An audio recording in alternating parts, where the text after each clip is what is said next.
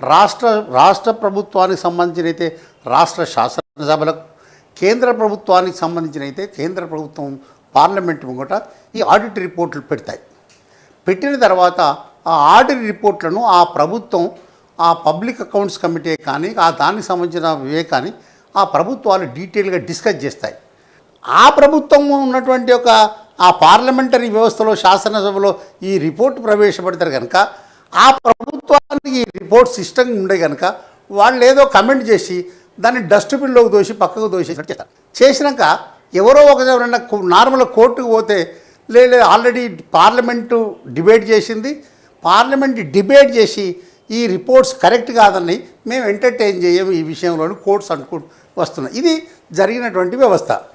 But ఈ report ఈరోజు వచ్చినటువంటి మనకు ఈ రాష్ట్ర శాసనసభలో ప్రవేశపెట్టినటువంటి ఒక ఈ సిఏజీ రిపోర్ట్ను, control and auditor general report ఏదైతే కాళేశ్వరం ప్రాజెక్టు మీద ఉన్నాయో, ఈ విషయాల్లో మనం సూక్ష్మంగా గుర్తించదగినటువంటి విషయం ఏంటంటే, ఇది ఏ విధమైనటువంటి పర్మిషన్లు దీనికి లేవు.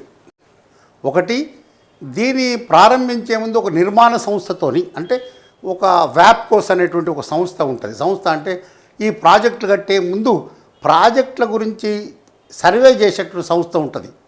ఆ ప్రాజెక్టుల సర్వే చేసి దానికి రిపోర్ట్ ఉన్నట్టు ఇక్కడ లేదు. నంబర్ 1.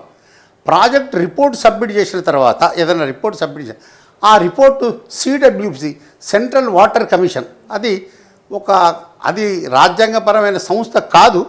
రాష్ట్ర ప్రభుత్వం, కేంద్ర ప్రభుత్వం ఒక ఎగ్జిక్యూటివ్ ఆర్డర్తో ఆ సంస్థను చేస్తుంది. ఆ సిడబ్ల్యూసికి అప్రూవల్కి పోతుంది. తర్వాత planning commission is a constitutional body. Planning commission కూడా ఇది పోవాలి. ఈ ప్రాజెక్టు కరెక్టేనా అంటే, కరెక్ట్గా అంటే ఒక సైంటిఫిక్ రూపంగానే, అలాగే ఇంజనీరింగ్గా ఇది కరెక్ట్గా సౌండ్గా ఉన్నదా లేదా అని వాళ్ళు టెక్నికల్ ఆస్పెక్ట్స్ కూడా చూస్తారు.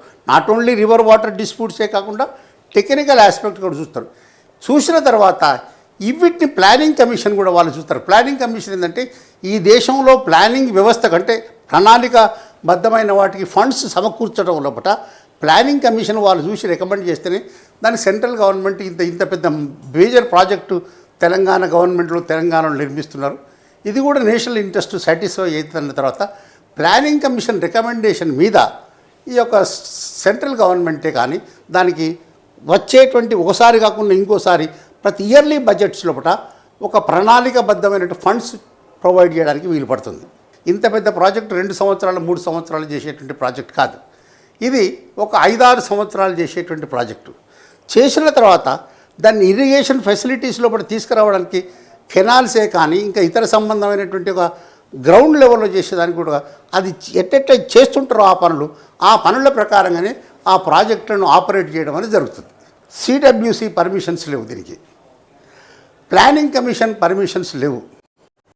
రెండవది, రాష్ట్ర ప్రభుత్వం ఏదైతే హడావుడిగా చేసినటువంటి వాళ్ళు కూడా దీని నిర్ణయాలు తీసుకున్నది ఒక బిజినెస్ రూల్స్ ప్రకారంగా. మన రాష్ట్ర ప్రభుత్వం బిజినెస్ రూల్స్ ప్రకారంగా కొన్ని కోట్ల రూపాయల ఫైనాన్షియల్ ఇంప్లికేషన్ ఉంటాయి కనుక it has to be threadbarely, it has to be discussed by the not only engineering ఆస్పెక్ట్గా క్యాబినెట్లో డిస్కస్ చేయాలి. క్యాబినెట్లో డిస్కస్ చేసి సజెషన్స్ ఇన్వైట్ చేయాలి. కనుక ఎక్కడ కూడా దీన్ని